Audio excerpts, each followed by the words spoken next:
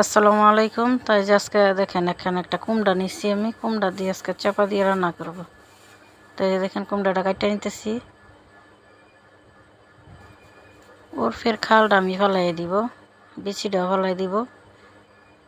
খালটা একটু বাড়তি হয়ে গেছে, তা খালটা আমি ফেলাই নিতেছি। তাই যে দেখেন কুমড়াটা কাটতেছি। তাই যে কুমড়া কাটা হয়ে গেছে আমার। তো এখন পানিতে ধুয়ে আমি একটা পাতিলে নিতেছি। তো এখানে আমি মরিচ নিলাম, রসুন, একটা পেঁয়াজ আর এই যে চাপা নিলাম।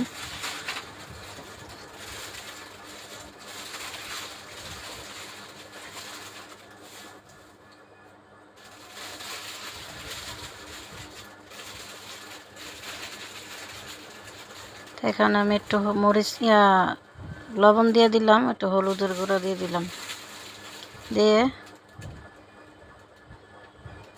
একটু পানি দিয়ে এখন আমি চুলাতে বসাই দেব।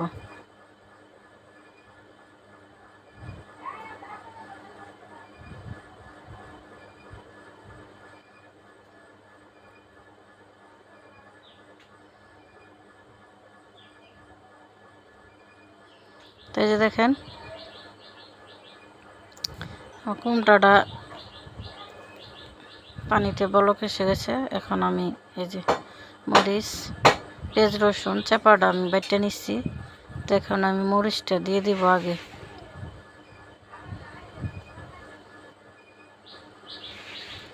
মরিচটা দিয়ে দিলাম।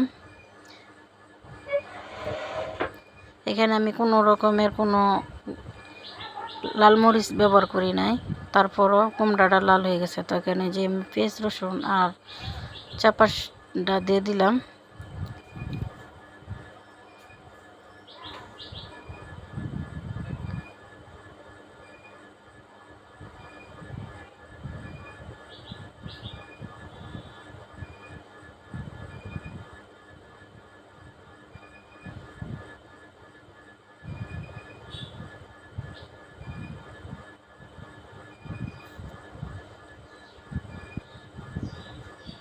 তো এই যে আমার রান্না করা শেষ হয়ে গেছে।